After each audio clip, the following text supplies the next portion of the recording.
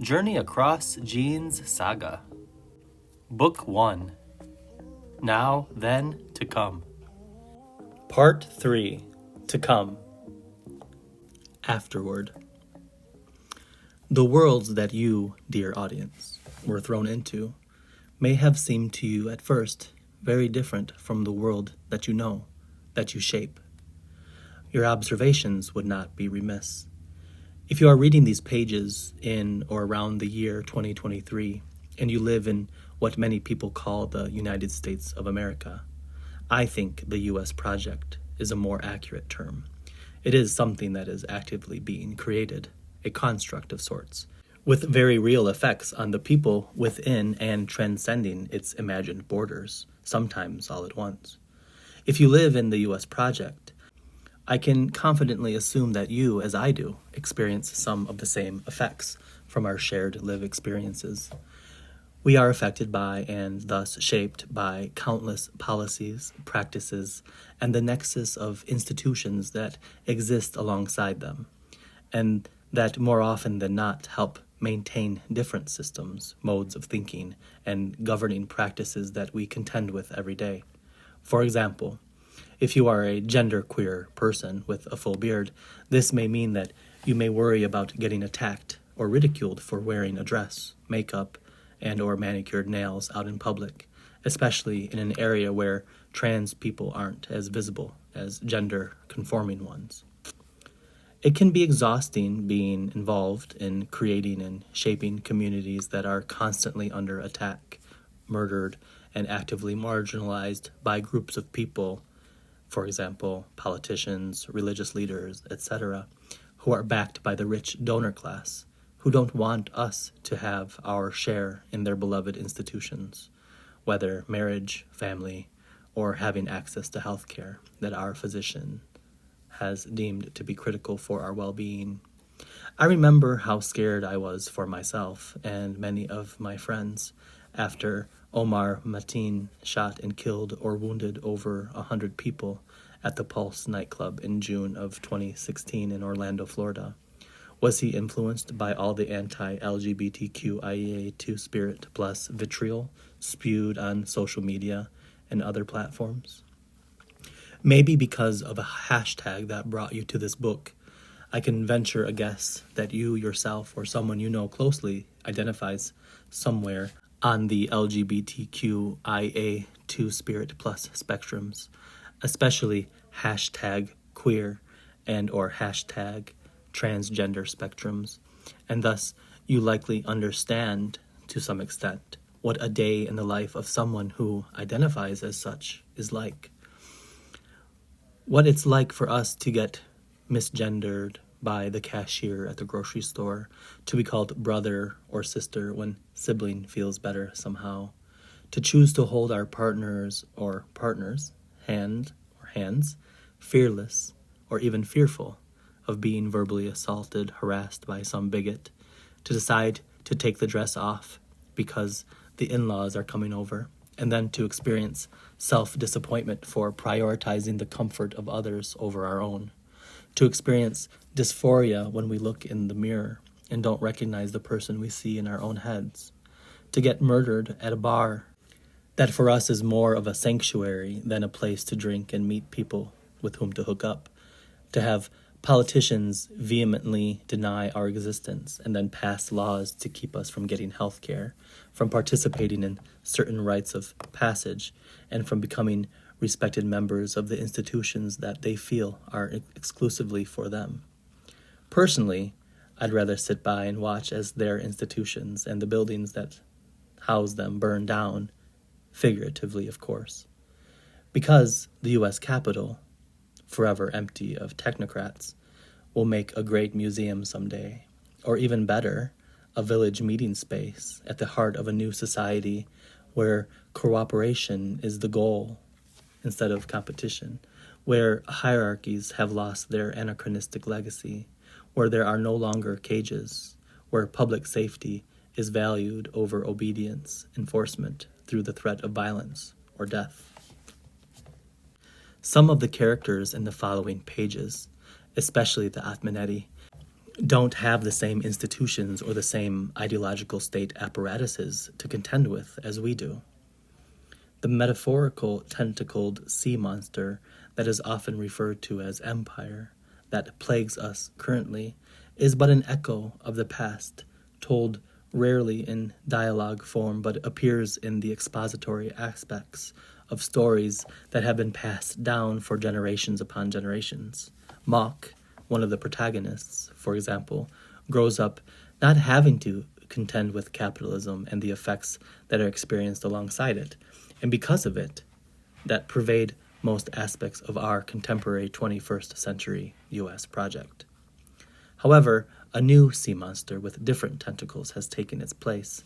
Therefore, Mok does have to navigate the issues that plague their own society, how to defend oneself against an attack of vodkutia, or wild dogs that tend to hunt in packs, where to get water safely if the water makers can't make any, or the water peddler doesn't have any to sell, or the old river is dried up, how to fit into a community that ostracizes you for being different, how to, or more obviously, why, learn to read in a society where paper books no longer exist, and the ones that do are few, and instead of being written, stories are passed down through oral conventions, rather. And what would it be like to live amongst illiterate people in society, and therefore not being able to read, then finding yourself in a position where you need to learn to read? Then, almost prophetically, after learning to read, you and your sibling discover the hidden journals of genetic ancestors from long, long ago. And what if the stories in these journals contain keys needed to unlock secrets of the past that become necessary to shape the future? And if you could manipulate the past, would you?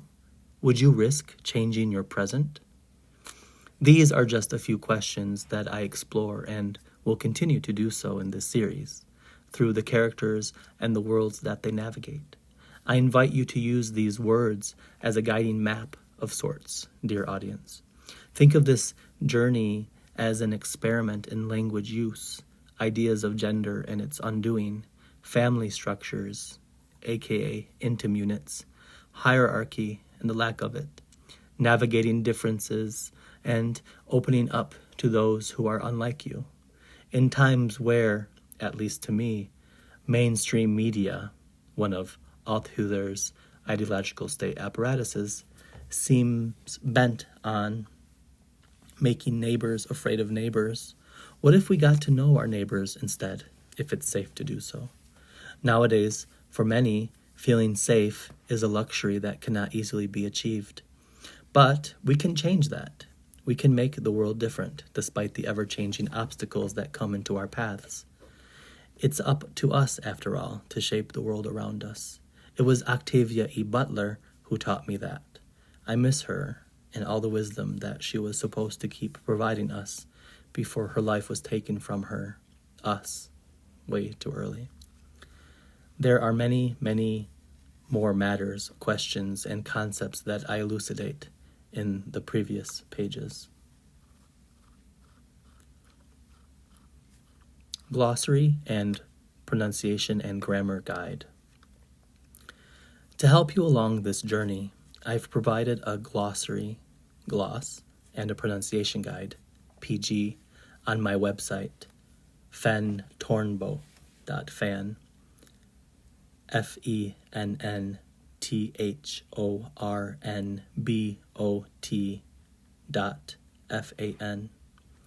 Some words and expressions that you'll stumble across might not exist in your linguistic repertoire, your language toolbox, if you will. I also avoid using named languages, and when I do, I use the name language as a verb, an action, instead of a noun, a thing. English is something that one does, not something that one has, although important due to the very real effects they bear upon people in our society. Radical, read very cool, linguistic anthropologists argue that named languages like English are social constructions and have no linguistic basis in reality, and have been invented by nation-states and colonial powers to wield power over subjected populations. Although the dialogues are written mostly using Englishing, the inhabitants of the following pages don't necessarily English the way some of us are familiar with, and some don't English at all. Thus, for the reader's convenience, I've written the dialogues mainly using my own 21st century Englishing practices. The majority of the words or linguistic features in the glossary are names based on foods that are foraged. The Atmaneti, temporary, read nomadic, inhabitants of this new, old world get most of their calories from foraging. Thus, it's an integral part of their cultural practices, so much so that they name their children after these foods. Other words have been included because of their cultural significance, and possibly because they don't exist as concepts in or aren't easily translatable into other named languages. The pages to come invite you to throw out some basic ideas about grammar that you may or may not take for granted. For example, they is usually conjugated in third person plural. They are, they walk, they run, etc. However, among the Atmaneti, they is conjugated in the third person singular when the person that uses the they pronoun is indeed singular. They is, they walks, they runs, etc. They are is reserved for reference to more than one person. The narrator also uses these conventions, but I'll leave it at that. No spoilers necessary. E, per, and fe, as well as their other pronominal counterparts, are an integral part of the Atmaneti grammar. Why do you have to mess with sacred grammar conventions? You may be asking for a friend. Simply put, I love to build up my own truncated linguistic repertoire, language toolbox, and my mind is always accommodating new forms of conjugation in a new named language that might have never existed to me before I learned them. So I thought, how hard could it be to retrain my own brain to English using new lexical items, as well as what sometimes unimaginative language scientists call closed classes like pronouns and verb conjugations. Basically, if I want people to refer to me using the they pronoun and terms like sibling, person, partner, spouse, offspring, child, etc., instead of the gendered alternatives, brother, guy, husband, son, etc., I need to be able to be linguistically flexible myself. So this began as an experiment for me. Now it's an experiment for you. To be candid, writing certain characters into being and having them use a specific pronoun and to constantly write in that pronoun proved and continues to be extremely challenging for some of the characters. Yet, after only weeks of writing, I stopped misgendering particular characters. While bringing certain characters to life, I kept seeing them with what we in the U.S. project were taught to be masculine features, despite the Atmaneti not doing gender in the same way we, U.S. projectors, would recognize. But then, I went a step further and asked myself part of a question that I'm convinced that all speculative fiction writers ask themselves. What if? So, what if out of the ashes of this world grew a new world in which binary gender was so unheard of that the grammar of a particular people evolved to accommodate such a phenomenon? In the grammar of the Atmaneti, all 7 of the following nominative third-person pronouns are used: she, it, they, per, fe, e, he. As an Englisher, someone who does English, who grew up in the U.S. project, I was trained to conjugate so-called regular verbs, change their forms in specific ways. For example, he, she, and it call for the third person singular conjugation. He walks, she walks, it walks. The subject pronoun they calls for the third person plural conjugation. They walk. They's verb conjugation corresponds to the other subject pronouns, both singular and plural. I walk, you singular walk, we walk, y'all, you plural walk. I don't think I was ever formally taught the they that I like to call the person who can't easily be put into a gender binary they. This they usually refers to an unnamed anonymous person who, for example, sent an email, and now I'm about to tell you about what this person, singular, they, wrote in the email. Here's a visual. Me. Jess, I got this horrible email earlier from someone at the main office. Jess. Oh no, who was it from? Me. I have no idea, but they were obviously upset about the outcome of the event that we put on. Jess. What? The event was flawless. What did they say about it?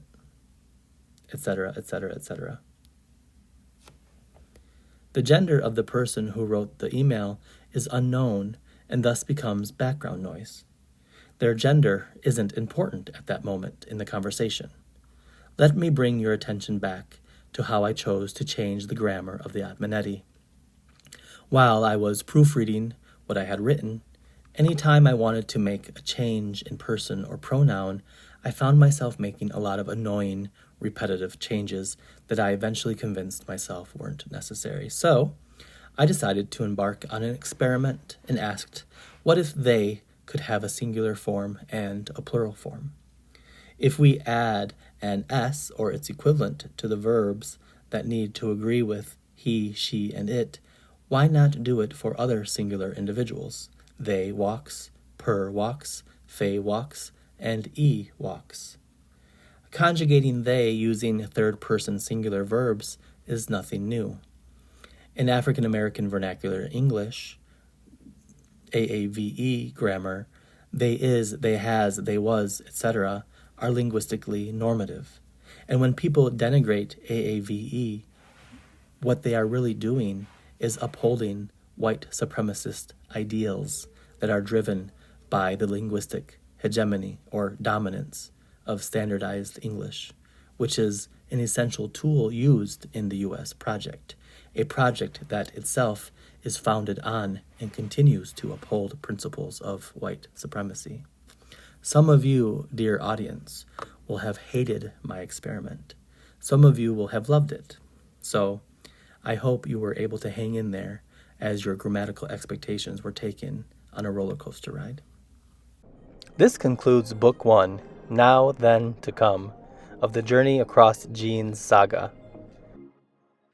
To get notifications on future episodes, click the subscribe button. If you liked what you heard today, click the like button. And if you think someone else might like it, click the share button. You can interact with the book online at fennthornbot.fan or just scan the QR code above. And may hold guide you as naught makes itself scarce.